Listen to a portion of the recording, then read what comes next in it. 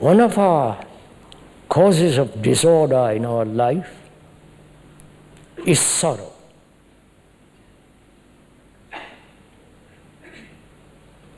This is a common factor, common reality in all human beings.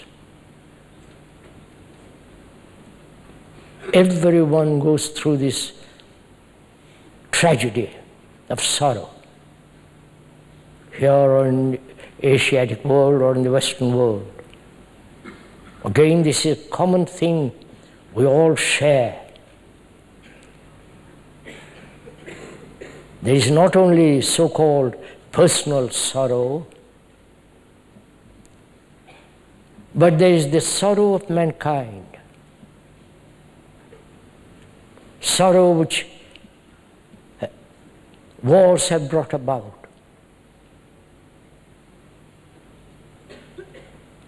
"5,000 years of historical record, every year there's been a war. Killing each other. Violent, terror, brutality, maiming people.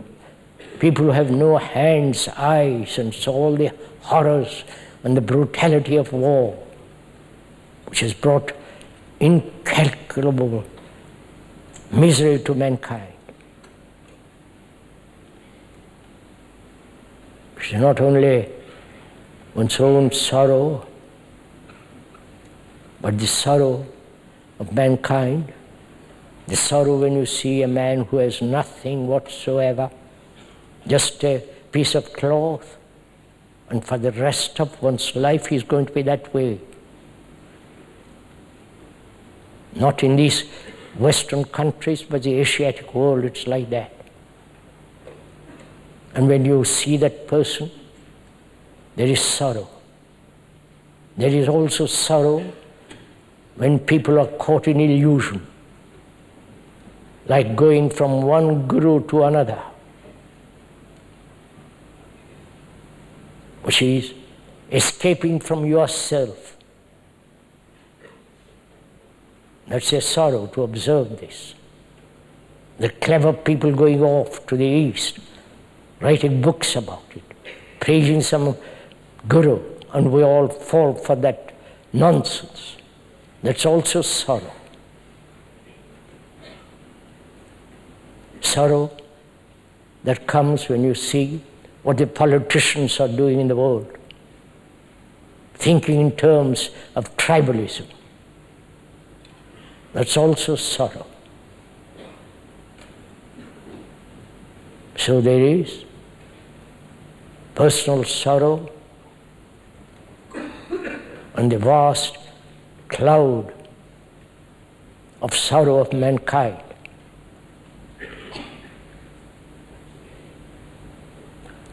Sorrow is not something romantic, sentimental, illogical. It's there. My son dies and it has shattered one's life.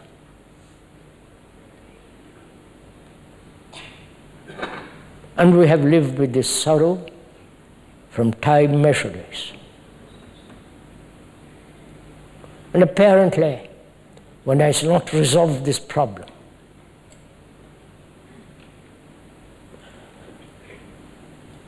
When one suffers, one seeks consolation. Which is an escape from the fact of sorrow.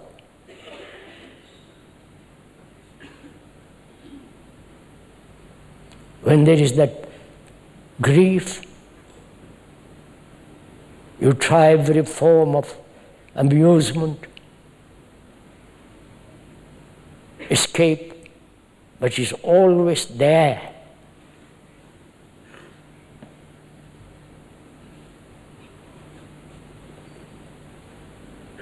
And apparently, humanity has not resolved it.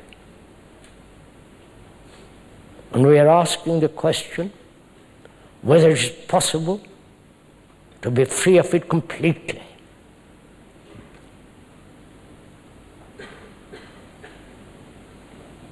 not avoiding it, not seeking consolation, not escaping into some fanciful theory,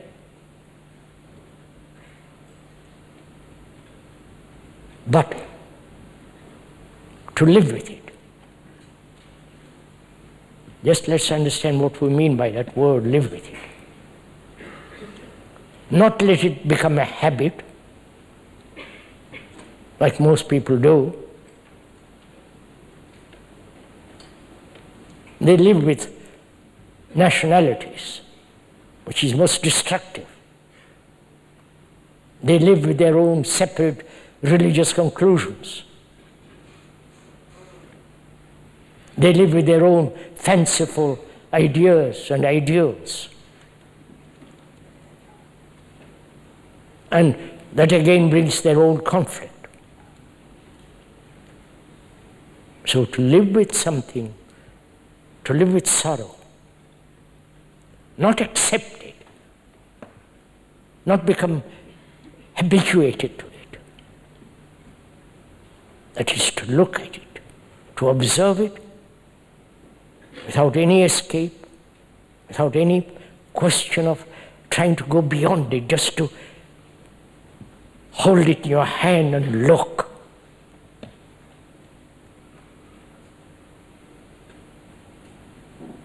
Which is,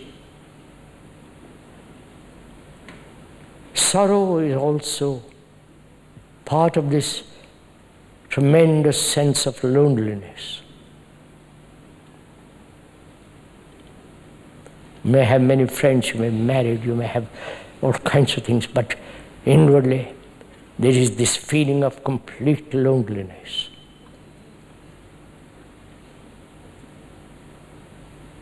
And as part of sorrow, to live with that, to observe that loneliness without any direction, without trying to go beyond it, without trying to find a substitute for it. To live with it, not worship it, not become psychotic about it. So, which means to give all your attention to that pain, to that grief, to that sorrow.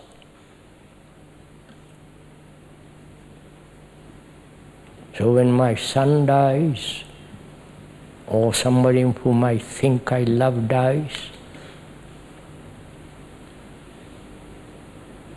there is great grief. And without running away from it, just to, it's a great thing to suffer, not great thing to suffer, to understand suffering. Because then, where there is freedom from sorrow, there is compassion. And one is not compassionate as long as you are anchored to any belief, to a particular form of religious symbol. Compassion is freedom from sorrow. And where there is compassion, there is love, and with that compassion goes intelligence. Not the intelligence of thought with its cunning, with its adjustments, with its capacity to put up with anything. Compassion means the ending of sorrow. And only then there is intelligence.